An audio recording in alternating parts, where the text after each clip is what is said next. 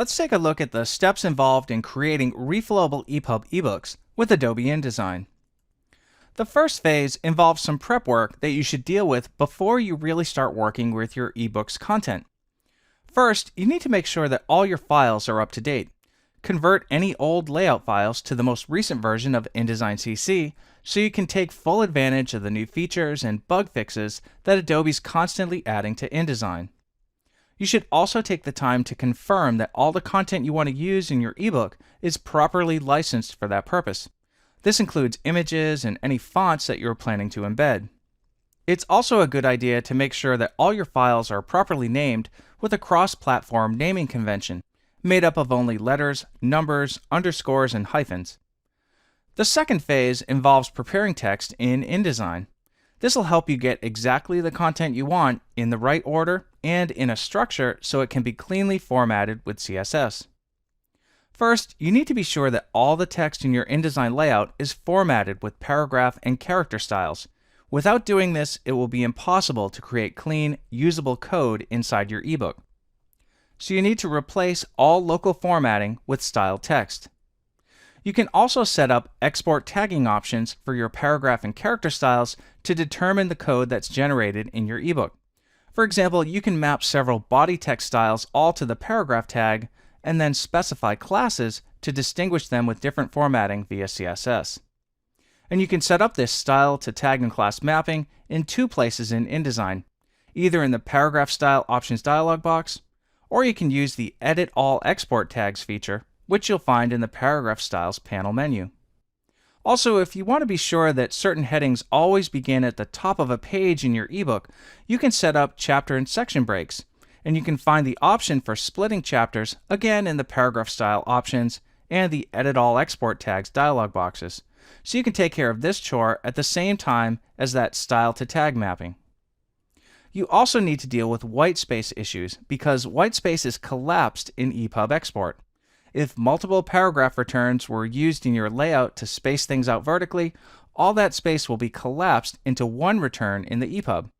So to preserve vertical spacing, you need to remove extra returns and use space before and space after in your paragraph styles instead. This kind of vertical spacing is preserved in the EPUB in the CSS that formats the text. Also note that multiple spaces or tabs in a row are collapsed into a single space in EPUB as well. The third set of tasks will create the proper structure for your EPUB. By anchoring objects, you can make them appear at certain locations within a story of text. So think of things like photos and illustrations, captions, sidebars, and other page elements. You have to anchor these things because InDesign will export all the text in a story as one object, even if that story flows through linked frames for many pages. So to get anything like an image or a sidebar to appear partway through a story, you have to anchor it at the spot where you want it.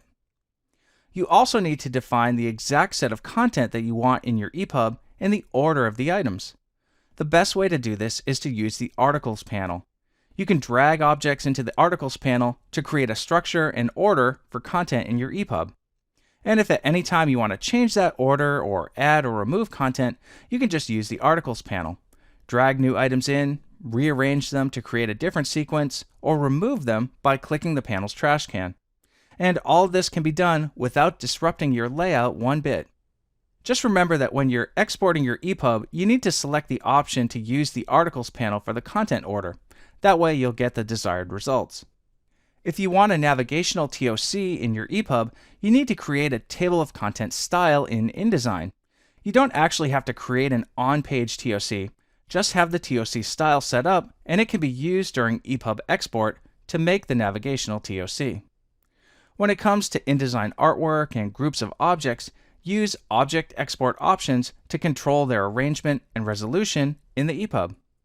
Also, in order to create a valid EPUB, InDesign automatically adds some necessary metadata during the export process. You should also add your own custom metadata about the book, either in the File Info dialog box or the metadata pane of the EPUB export dialog box. That way, you can set things like the title of the document, the creator, the date, a description, and so on.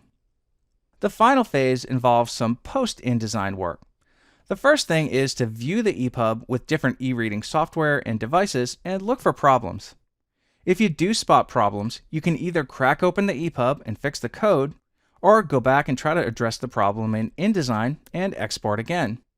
And you repeat this process until you've fixed all the bugs. And of course, you must confirm that your EPUB still passes a validation check. Then, when your reflowable EPUB validates and looks good, you can begin the publishing process to get it into the iBook store or Barnes & Noble, or convert it to Kindle ebook format so it can be sold at Amazon.